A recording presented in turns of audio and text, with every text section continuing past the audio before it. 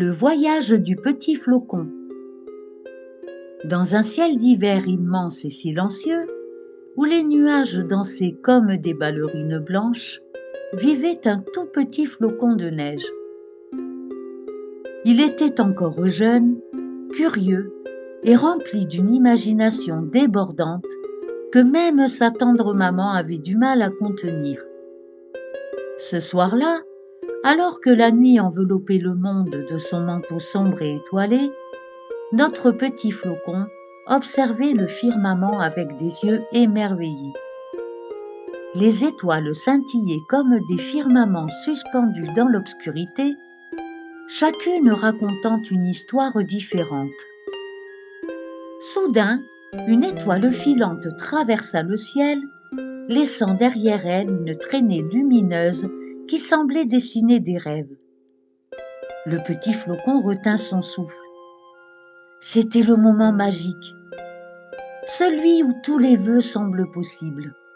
« Je souhaite avoir des ailes », murmura-t-il, fermant très fort ses petits yeux de cristal.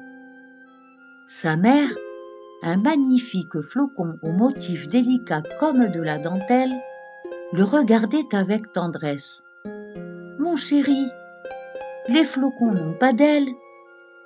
Nous voyageons différemment, portés par le vent, libres comme des pensées. » Mais le petit flocon ne l'écoutait qu'à moitié. Dans son cœur de cristal, il était persuadé que son vœu se réaliserait. Les jours passaient, puis les semaines. Chaque nuit, le petit flocon scrutait le ciel, attendant que son vœu se réalise.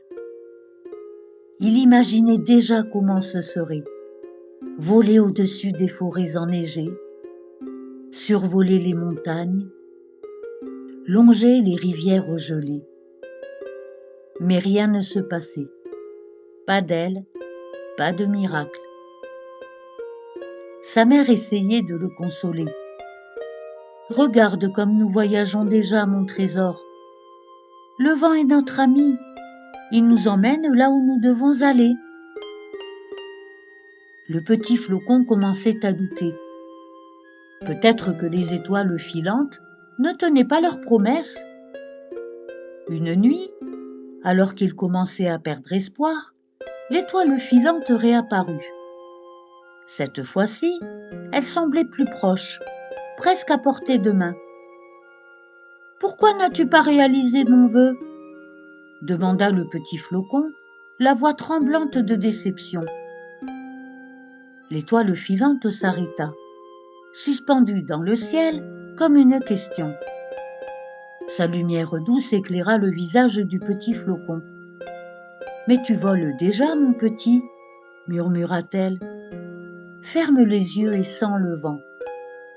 Tu es plus libre que tous les oiseaux du monde. » Peu à peu, le petit flocon comprit. Voler, ce n'était pas avoir des ailes, c'était la capacité de s'émerveiller, de se laisser porter, de découvrir. Il commença alors à danser avec les courants d'air. Il glissait, tournoyait, descendait doucement vers la terre. Chaque mouvement était une nouvelle aventure, chaque trajet un nouveau paysage. Il survola des forêts immenses où les sapins portaient leurs manteaux blancs. Il frôla des rivières gelées qui brillaient comme des miroirs. Il se posa sur des feuilles mortes, sur des branches d'arbres, formant avec ses amis flocons des motifs délicats et uniques. Un jour, alors qu'il était posé avec ses amis sur un tapis de feuilles d'automne, le petit flocon comprit que le plus grand voyage n'était pas dans le mouvement, mais dans l'émerveillement. « Le monde est si beau », murmura-t-il à sa mère. Et elle de sourire, sachant que son fils avait enfin compris le véritable sens du voyage. Je te souhaite une très douce nuit et à très bientôt pour une nouvelle histoire.